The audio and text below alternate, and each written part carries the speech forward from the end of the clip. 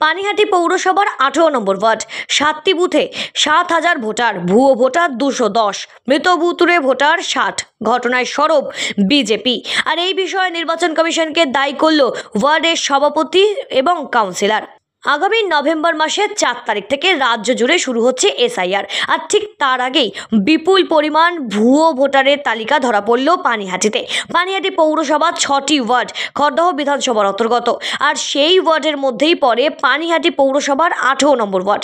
সেই 18 নম্বর ওয়ার্ডে মোট বুথের সংখ্যা 7টি, মোট ভোটার সংখ্যা প্রায় 7,000। আর এই 7,000 ভোটারের মধ্যে ভুয়ো ভোটার মিলেছে 210 জন। ভুতুরে অর্থাৎ মৃত ভোটারের সংখ্যা 60 জন।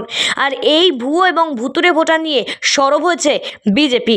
এই ভোটারদের মাধ্যমে নির্বাচনের সময় তৃণমূল কংগ্রেস ছাপ্পা ভোট দিত বলে অভিযোগ করছে তারা। এই অভিযোগ সামনে করতেই পাল্টা অভিযোগ তৃণমূলের। উত্তর পানিহাটি তৃণমূল কংগ্রেসের সভাপতি সুভাষ চক্রবর্তী এবং স্থানীয় কাউন্সিলর পূজা চৌধুরী তারা সরব হয় এই অভিযোগের বিরুদ্ধে। আর এই সমস্ত ভুয়ো এবং ভুতুরে ভোটারের জন্য নির্বাচন কমিশনকে দায়ী করে তৃণমূল কংগ্রেস। তৃণমূল কংগ্রেসের সাফাই বিএলওদের কাছে মৃত ভোটারের পরিবার এবং তাদের মৃত্যুর সার্টিফিকেট দিতে পারেনি বলেই এই ভোটার লিস্ট থেকে তাদের নাম কাটা যায়নি। নির্বাচন কমিশনকে বারবার বলা হয়েছে এই কাজটি করেনি তারা। তাই পানিহাটি পৌরসভার একটি ওয়ার্ডের 7টি বুথে যদি এত ভুয়ো ভোটার থাকে, তাহলে গোটা পৌরসভাতে কত ভুয়ো ভোটার এবং ভুতুরে ভোটার থাকবে সেই নিয়েও প্রশ্ন করছে এখন বিজেপি। একটা পানিহাটি পৌরসভা শুধু 18 নম্বর ওয়ার্ডে 7টা পার্টে প্রায় 250 নামের গন্ডগোল রয়েছে, যার লিস্ট ডিটেলস, ভোটার কার্ড, তার এপিক নাম্বার, তার নাম, তার বাবার নাম দিয়ে ডিটেলস এবং কার কি স্ট্যাটাস, ম্যাক্সিমাম এখান থেকে চলে গেছে 5 বছর 10 বছর নেই, ম্যাক্সিমামটা মৃত। তারপর 10 বছর 15 বছর হয়ে গেল এখানে থাকে না, 5 বছর 7 বছর বিয়ে হয়ে গেছে, বাংলাদেশে থাকে, এখানকার বিদেশে থাকে,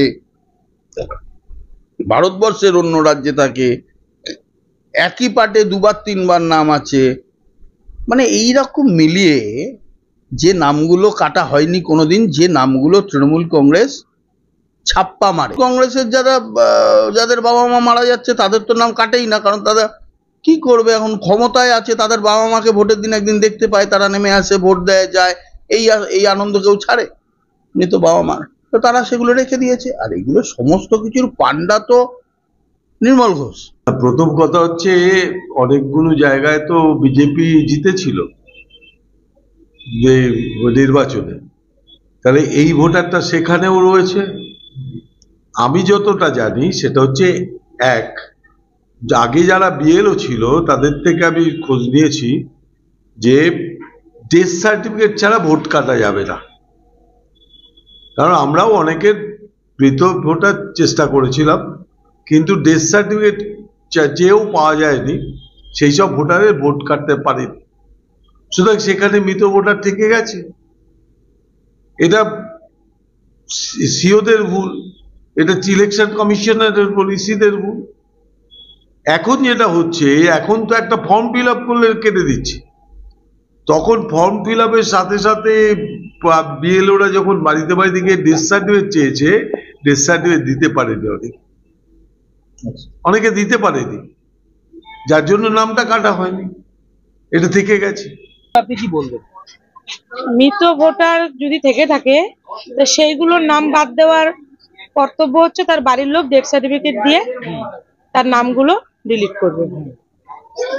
আর বাকি যদি বিজেপির কাছে কিছু প্রমাণ থাকে সেটা নির্বাচন কমিশনের কাছে দেখা।